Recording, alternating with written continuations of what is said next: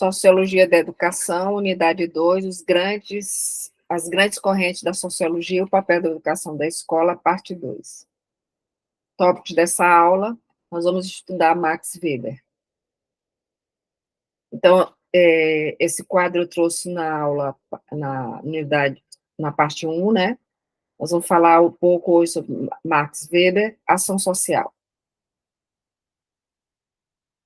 Então, Max Weber, Maximilian Weber, era um economista, sociólogo e filósofo alemão, nasceu em 1864, em Turíngia, e morreu de pneumonia em 1920, em Munique, aos 56 anos. Filho de um grande industrial têxtil da Alemanha Ocidental, foi um dos grandes nomes da sociologia moderna, realizou extensos estudos sobre história comparativa e foi um dos autores mais influentes no estudo do surgimento do capitalismo e da burocracia, bem como da sociologia e da religião. Então, era um sociólogo alemão, considerado um dos pensadores clássicos da sociologia, e desenvolveu um método de análise social baseado no que ele chamou de ação social. Então, os principais objetos de estudo de Max Weber na sociologia foram o capitalismo e o protestantismo. O capitalismo, para ele, promovia uma espécie de racionalização do trabalho e do dinheiro, sendo sustentado pela prosperidade e pela capacidade cada vez maior de gerar dinheiro. Então, ele defendeu a noção de administração como ciência, capaz de promover o crescimento do capital. Ele elaborou a teoria que dizia que o capitalismo teria sido aprimorado com o protestantismo, em especial pelo calvinismo. Estudem um pouco, essa aí a gente já viu lá no ensino médio, pesquise um pouco sobre o calvinismo. O homem de valor para os calvinistas era aquele que trabalhava muito, o máximo que seu corpo aguentasse, e não se entregava aos prazeres da vida, acumulando assim cada vez mais dinheiro. Então, claro, obviamente, que isso aqui é o pensamento do capitalismo mesmo, definido por Max Weber.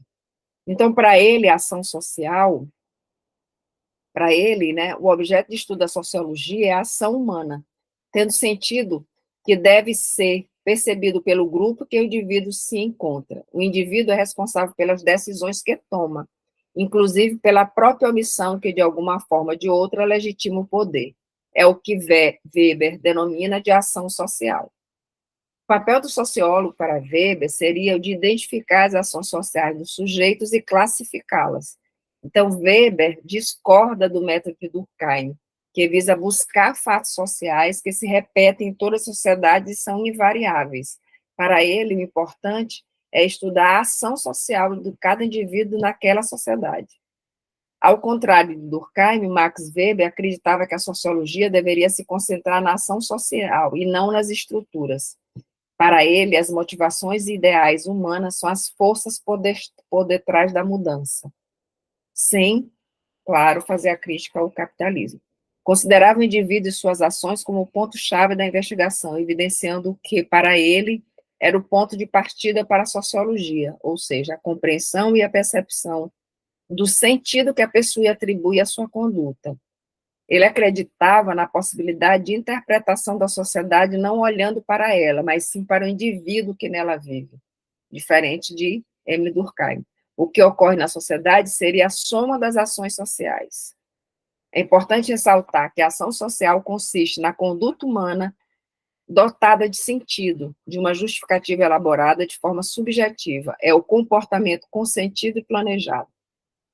Então, a ação social, segundo Weber, pode ser tradicional, emotiva ou racional.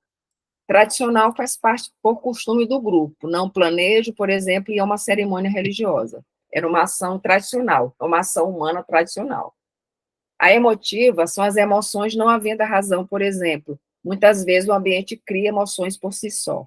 E racional seria pensar, planejar antecipadamente comportamento de acordo com os outros. Então, aqui nós temos um quadro que fala sobre a caracterização da ação social, né, racional, afetiva e tradicional. Quero que vocês derem uma lida. Qualquer coisa, pesquise mais na internet. Qual era o papel da educação da escola em Max Weber?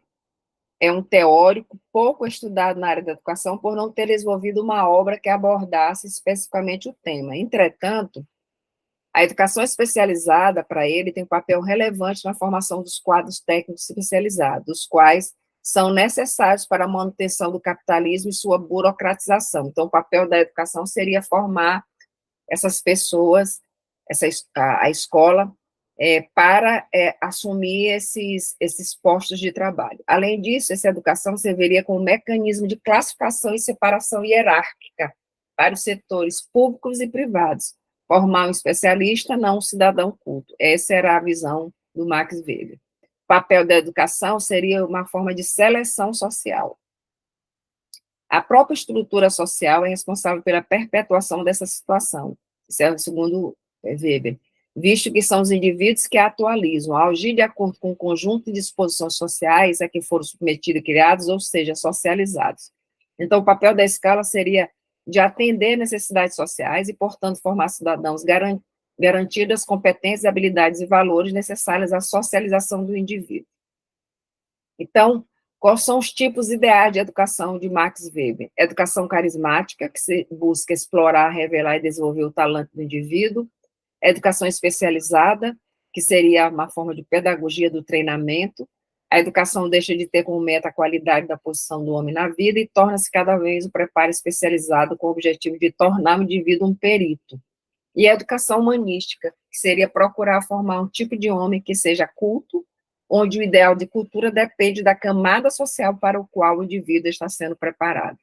Então, vocês podem observar que, assim como, apesar deles terem algumas diferenças de pensamento, enquanto o Durkheim fala em fato social, ele se preocupa com o fato social, o Weber ele vai se preocupar com a ação do homem, a ação social. Mas vocês podem perceber que os dois autores pensam a sociedade e a educação de uma forma funcional, de uma forma utilitarista, de uma forma de acomodação do indivíduo à realidade que está posta, ou seja, à realidade da ideologia dominante, passado pela ideologia dominante.